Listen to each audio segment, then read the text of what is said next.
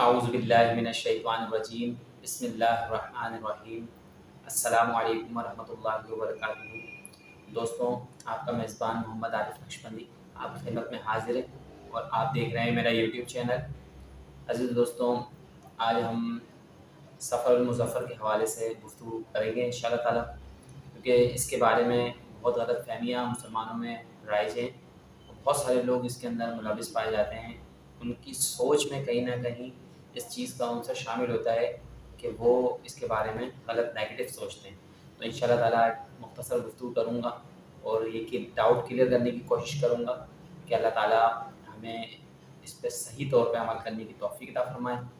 عزیز دوستوں، میں آپ تمام سے ریکویسٹ کروں گا کہ دوستوں ہماری ویڈیوز کو پورا دیکھا کریں، اور جنہوں نے میرا چینل اب تک سبسکرائب نہیں کیا ہوا وہ میرا چینل سبسکرائب کر لیں، اور آگے بھی اس بات کی تعلیم دیں، اس پلیٹ فارم پہ دوستوں کو لے کر آئیں۔ اللہ تعالیٰ سب سے پہلے مجھے خود عمل کرنے کی اور آپ کو بھی اس پر عمل کرنے کی توفیق عطا فرمائے۔ تو عزیز دوستوں، ٹائم ضائع کیے بغیر ہم چلتے ہیں اپنے اصل موضوع کی طرف۔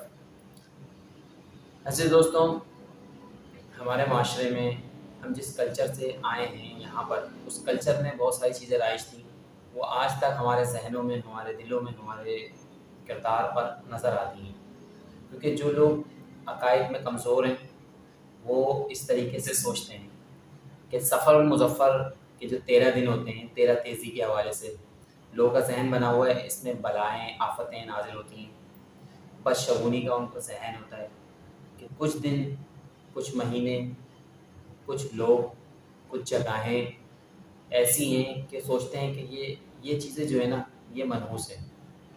تو ہم نے اس پلیٹ فارم سے اور جو بزرگوں نے ہمیں سکھایا ہے اس کے ذریعے سے، اس کے توسط سے ہم آپ تک یہ بات پہنچانا چاہتے ہیں۔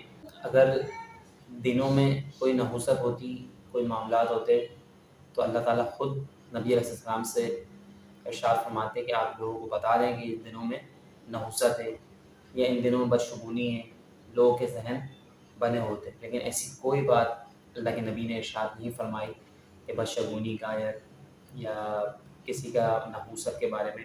تو عزیز دوستوں، عرض یہ کر رہا تھا کہ نہ دنوں میں نحوست ہے، نہ کسی بندے میں نحوست ہے، نہ ستاروں میں، نہ معاملات میں۔ جتنے ذہن یہ لوگ رکھتے ہیں اللہ تعالیٰ ان کو ہدایت نصیب فرمائے۔ عزیز دوستوں، نحوست میں آپ کو بتاؤں تو کس چیز میں نحوست ان چیزوں میں نحوست ہمارے اپنے اندر ہے۔ جو نماز نہیں پڑھ رہے وہ نحوست میں ہیں۔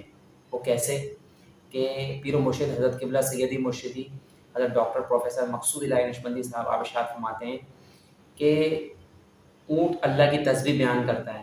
اللہ رب کریم، پاک تیری ذات، تو نے مجھے اونٹ بنایا، گدھا نہیں بنایا۔ گدھا اللہ کی تسبیح بیان کرتا ہے، اللہ تعالیٰ پاک تیری ذات، تو نے مجھے گدھا بنایا، کتا نہیں بنایا۔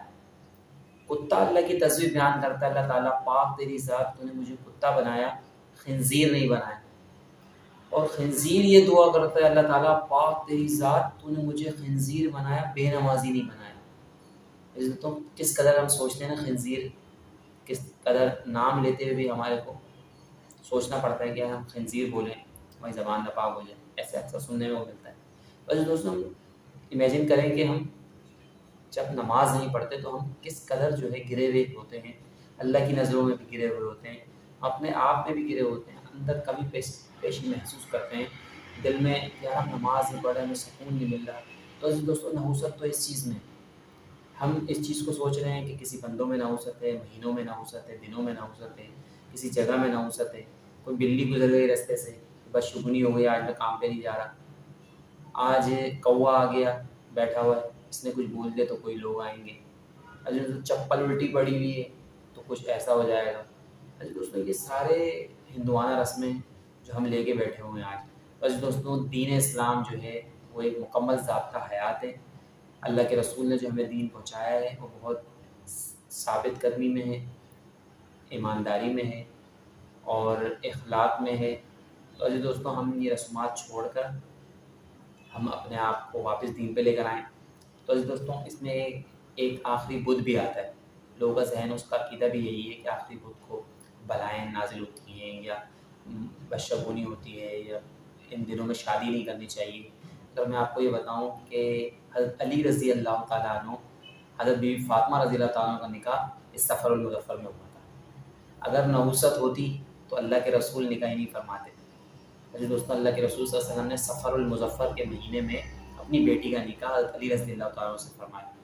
تو آپ سوچیں کہ اس میں کوئی نحوست نہیں ہے، یہ ہمارے ذہنوں میں صرف بیٹھ گئی ہیں باتیں کہ اگر کوئی برائی آ جائے، کوئی بیماری آ جائے، کوئی پریشانی آ جائے تو ہم یہ سوچ رہے ہوتے ہیں کہ شاید یہ سفر کے مہینے کی وجہ سے ہے، لیکن عزیز دوستوں ایسا کچھ بھی نہیں ہے۔ سفر کا مہینہ بہت پاکیزہ ہے، جیسے عام مہینے ہوتے ہیں ایسے سفر کا مہینہ بھی مبارک مہینہ ہے۔ اس میں ہم شادی بھی کر سکتے ہیں، اس میں معاملات بھی کر سکتے ہیں، کوئی ایشو نہیں ہے، کوئی معاملہ نہیں ہے، صرف ہم نے بنائے ہوئے ہیں اپنے معاملات ہمارے ذہنوں میں قدورتیں ہیں، ذہنوں میں ہمارے غلط معاملات ہیں، یہ اسی کی وجہ سے۔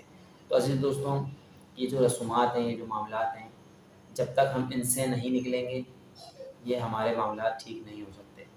ہم اللہ اس کے رسول کے مبارک طریقے پہ آ جائیں گے تو ہماری دنیا بھی کامیاب ہو جائے گی، آخرت بھی کامیاب ہو جائے گی۔